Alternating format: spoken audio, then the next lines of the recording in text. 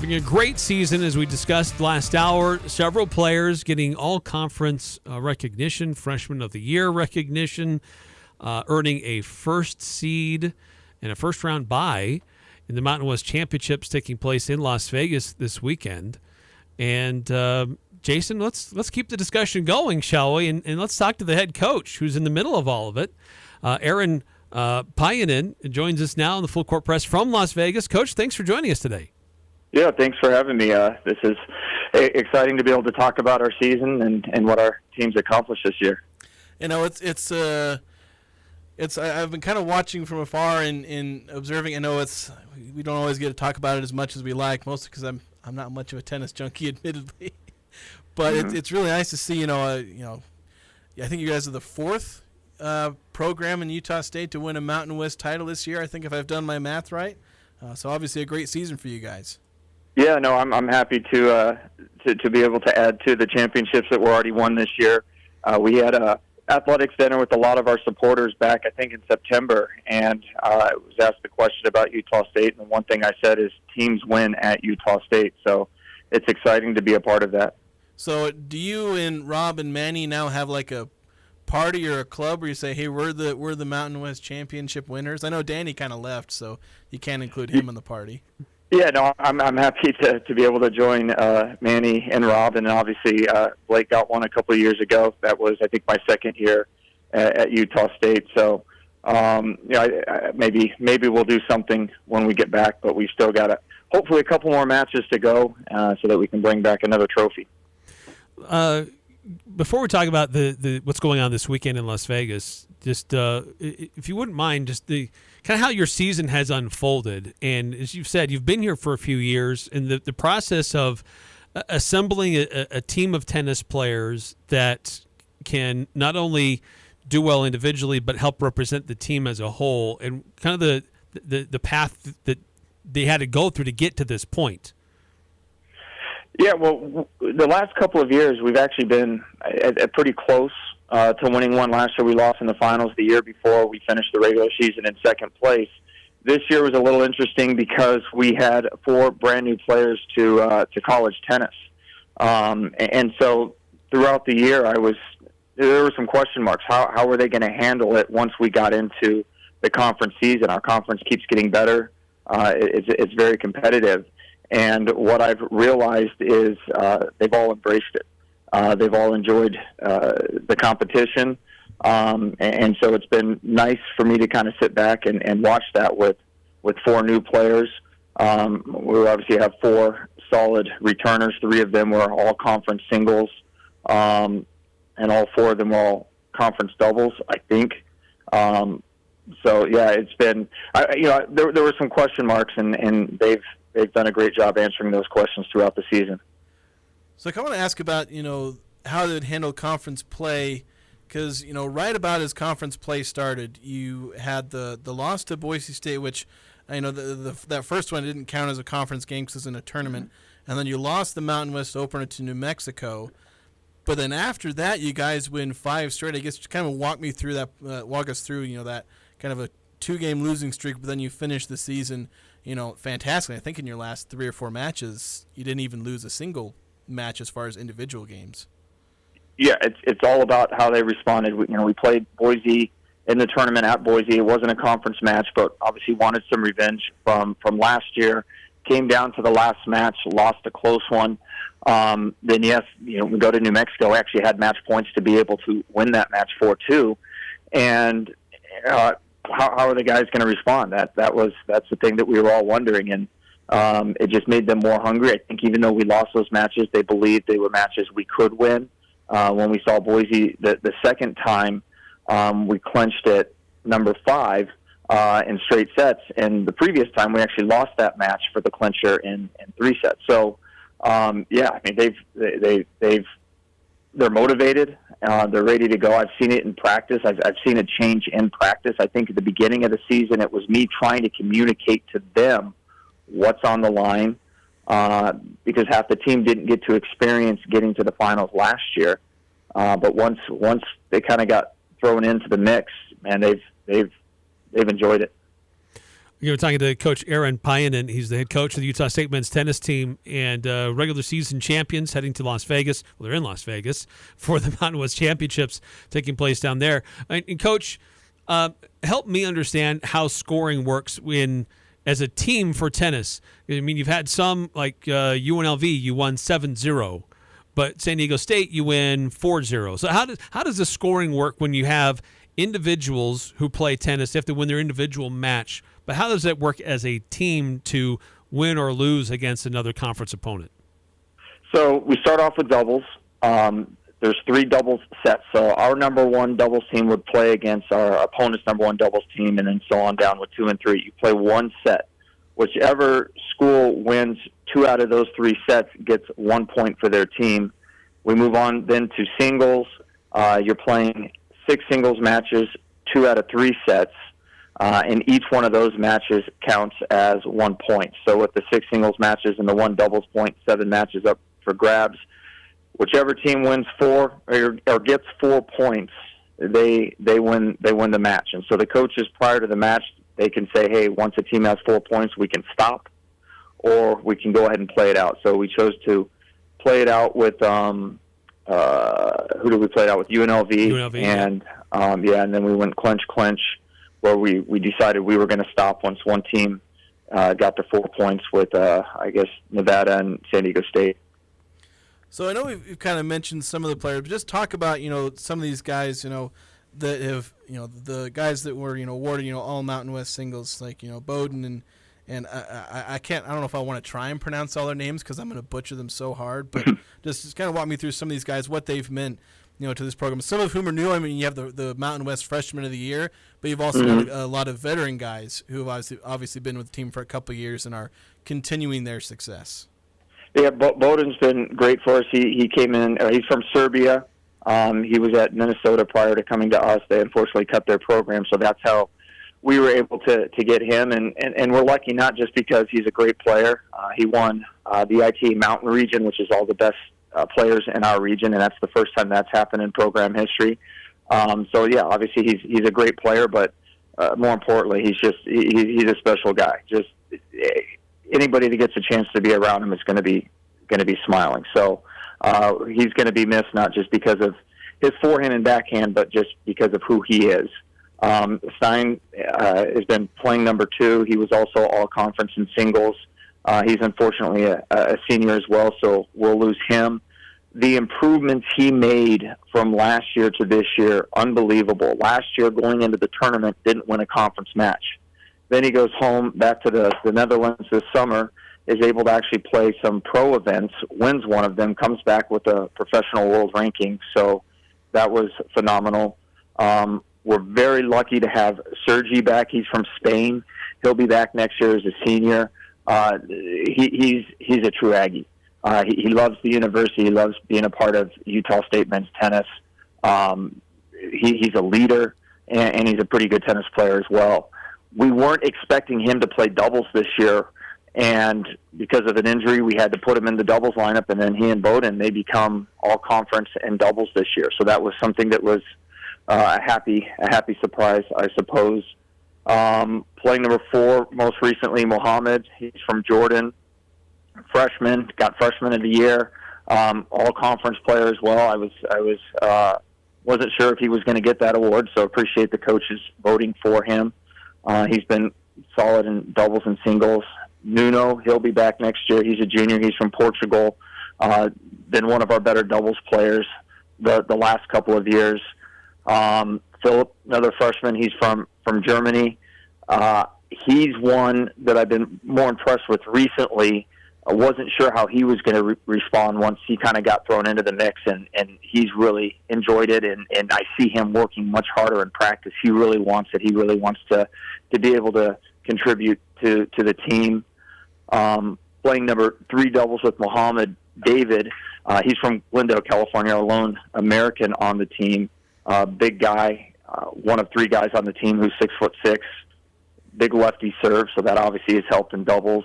And then Stefan, a freshman from Italy, was doing very well in doubles. I think he and Bowden maybe 8-1, playing at number 2 until an injury slowed him down. So he's healthy now, so I know if we do need to make a change, we've got another solid player that we can put in there in singles or doubles. So now in there you mentioned the fact that you've only got one American on your team, and it kind of goes to a conversation me and Eric were kind of randomly having about certain sports and how international they are. And Eric actually had to remind me of how international tennis is, and obviously your team is an embodiment of that, where there's one player not only from America but from like the entire Western Hemisphere. You've only got one. Everyone else from Europe or thereabouts. Can you talk to me about just the international nature of tennis, where it's not just some of your team or a lot of your team is international. Pretty much all of your team is going to be international a lot of years. Yeah, next year we'll have 3 Americans on the team. The other 6 will be internationals. I think in my second year at Utah State, we had 4 different continents represented on the team. But I think what you find is when you go to Europe or South America, places like that, you don't have baseball, you don't have football. It's basically soccer and tennis, or hockey and tennis. So I think because of that, there's just maybe a few more opportunities in some of these other countries where tennis is a bit more popular. Here, you've got so many other sports pulling kids different directions. So there's definitely good tennis players in the U.S., but just with the connections that I've made over the past few years overseas, that's where we've been able to have some success.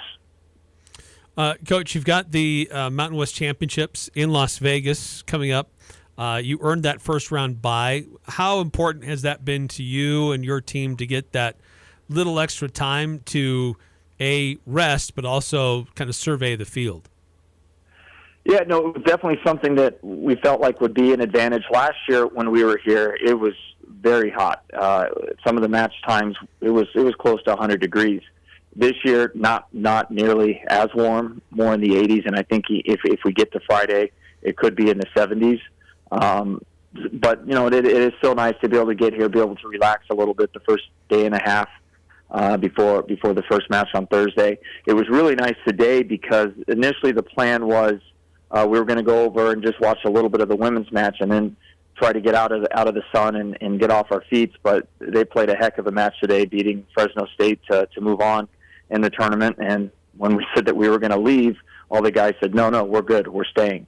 So we knew that we had a little bit more time to rest. So we took advantage of that, and we were able to stay there and support them. So what's kind of the relationship between men's and women's tennis? Because obviously season's happening at pretty much the same time. I mean, you're at the Mountain West Championship all at the same time. I guess what's kind of like with both programs playing at the same time and obviously in the same sport there? Well, when we're back in Logan, we see each other almost every single day. We play and practice down at Sports Academy, so we're around each other. Our teams get along quite well. I know last year when we were playing, they were at our match supporting us, and so it's just 2 teams that like to support each other, and they also have a lot of internationals on the team as well, and so I think that there's that common factor as well. Certainly, name, image, likeness, transfer portal, those are big words or big terms for men's basketball and for football. Mm-hmm. What do they mean to you in the world of tennis? Good question. We're going to have to see how things play out with tennis because of all the internationals. And, if you have an international student visa, you're not technically supposed to be accepting money here. So it's not something that is nearly as common as it is with some of the other sports. But I do wonder if that's going to change. I know that there are a couple schools out there that are taking advantage of that do have the financial backing to be able to do so. It's something that not sure how what it's going to look like in the next couple of years for our sport. Certainly, it's always a time of change with all of college sports. But I want to touch on obviously your first match. Playing tomorrow. Obviously, I don't think San Diego State and Nevada. I think they're playing right now. Maybe. Yeah, they play. I think they start at 5:00 Pacific time, so maybe 6:00 Mountain time. Okay, so we actually, when we walked off the courts practicing just a while ago, they were just arriving. Okay, I was getting confused of which way I'm supposed to go ahead and behind with the change in Mountain and Pacific time. So I guess obviously you don't know who your opponent is going to be, but I guess maybe we'll break down like what you may see out of a first round matchup, or I guess technically a second round matchup for you guys against either San Diego State or Nevada. Yeah, I guess it really comes down to how much the teams beat up on each other today. Nevada got them the last time they played a few weeks ago. That was in Reno. So I think both coaches are expecting it to be a competitive match. So yeah, well, I mean we'll see. Not really sure who's going to win, what to expect from either team.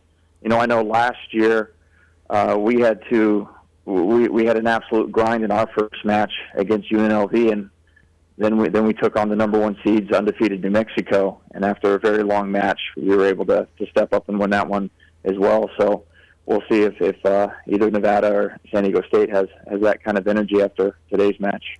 In the regular season, you beat both of them 4-0, so you didn't play out all 7 matches. Were either of those maybe deceptive in the fact that you swept them both during the regular season? Yeah, because Nevada really pushed us in doubles. I think we lost at number 1, and we had to win it at 2 and 3. So that was very close. And the doubles point, even though it's 1 point, it's very important. It's great to get that point, to have that momentum going into singles.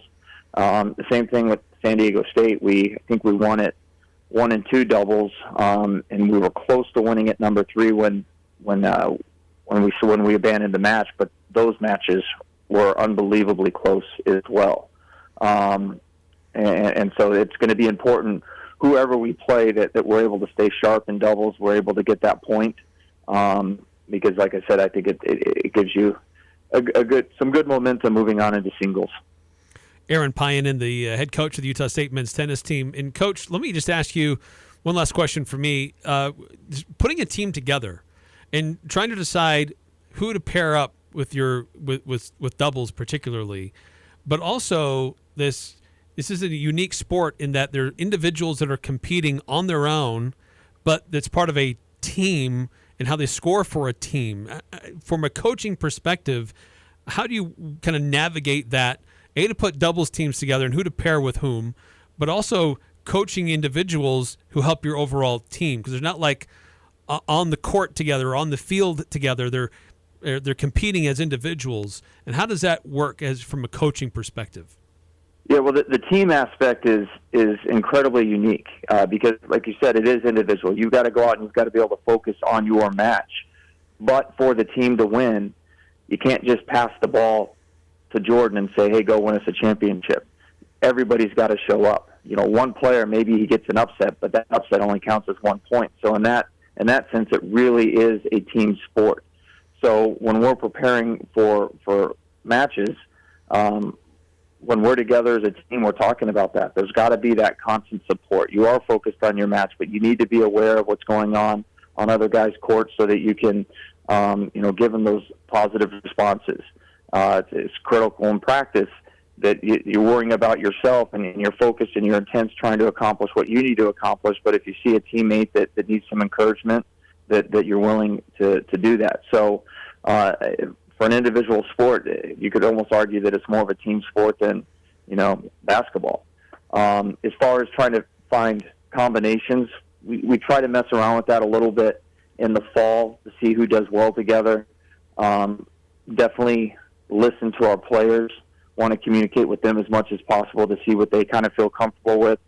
If we can get somebody who's got a big serve with somebody who has really good hands or a good return, maybe we'll try that combination out as well. This year, wasn't really sure what it was going to look like. I felt like we had one team, Stein and Nuno, who's playing one for us. I felt like they had kind of, based on their results last year, they were going to play together this year. And then after that, the other 6 guys, it was, what are we going to do? And we've been fortunate because our doubles has been huge for us all year. I think we've only lost 2 doubles points all year. So the combinations we put together have worked, and thankful for that.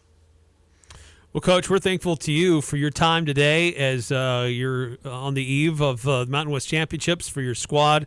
Best of luck in Las Vegas, and congratulations on a great season so far, and continue to keep an eye on how things are going for you guys this weekend. Yeah, thank you. Thanks for having this conversation. Appreciate it, and hopefully we can get it done tomorrow and then again on Friday. chance to bring home some more Mountain West hardware than you already have. Yep. Very good. All right. So thank you so much, Coach Aaron Paajanen, Utah State men's tennis, competing in the Mountain West Championships in Las Vegas